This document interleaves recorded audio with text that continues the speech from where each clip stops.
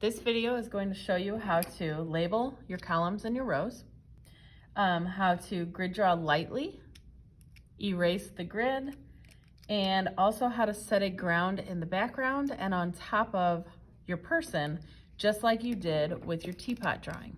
We are using charcoal for this, so what you will need is your stick of charcoal, your blending tool, if you have one, some paper towel for you to smudge your background, and a pencil.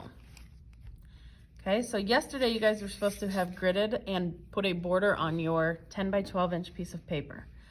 So today what we are going to do is we are going to label our columns and our rows so that we can adequately find which box we're actually working in. We are going to make them correspond also on the photograph that you chose. You were supposed to have chosen one of the 21 celebrities from the photo on, or from the folder on Schoology. If you have not already, you can go into the Schoology assignment and choose which one you would like to use right now. I have chosen Jennifer Lawrence, okay? And on all of these photos, I have put a grid on it, same as the grid that is on your paper, okay? It's 1 by 1 inch. So you should have on your paper and your photo, 1, 2, 3, 4, 5, 6, 7, 8 across the top, 1, 2, 3, 4, 5, 6, 7, 8. And down the side, you should have 10. So there's 10, 3, 4, 5, 6, 7, 8, 9, 10. 1, 2, 3, 4, 5, 6, 7, 8, 9, 10. What we are going to do first is we are going to label our columns. You can choose to do them either numerically or alphabetically. I'm going to choose to do them alphabetically. So I'm just going to put an A, B, C, D, E, F, G, and H across the top. And I'm going to do it across the side numerically. My rows are going to be labeled 1, 2, 3, 4, 5, 6, 7, 8, 9, and 10. Okay? If you have printed out your photo, which you don't necessarily need to do, you can also, I'm gonna move this, you can also label your columns in the same way that you labeled your columns on your piece of paper, and your rows as well.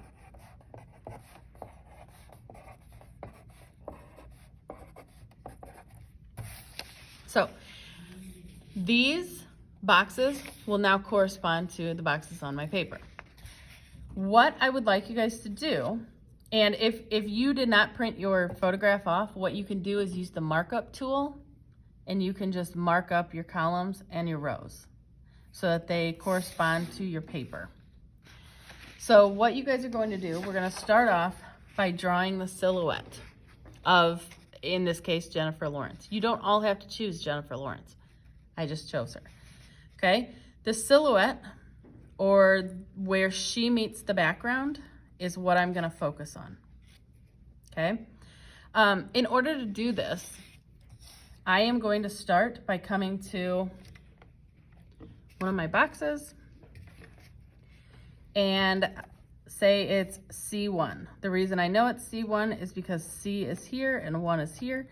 All I see of Jennifer Lawrence's head is a line that spans across C1 in this way. So I'm going to come to C1, and the same line that you just saw me trace, I am going to start it in the same spot that it is in this box, and I'm also going to end it in the same spot on this side. And it's just going to be the same line. Okay? As we go into B1, all I see is this line right here.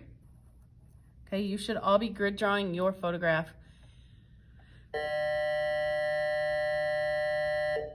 with me. Okay, the next one we're going to go into B2, and you guys, if you started at F1, by all means keep going. I'm going to just keep drawing where Jennifer Lawrence meets the background. You're going to do the same thing. Make sure though that you have this photo either pulled up on your iPad in front of you or printed off. It always has to be in front of you. You always have to be able to reference where things are at in this photo in order to be able to draw it accurately. Okay, so we're gonna get the silhouette of your person's head onto your paper right now. Go.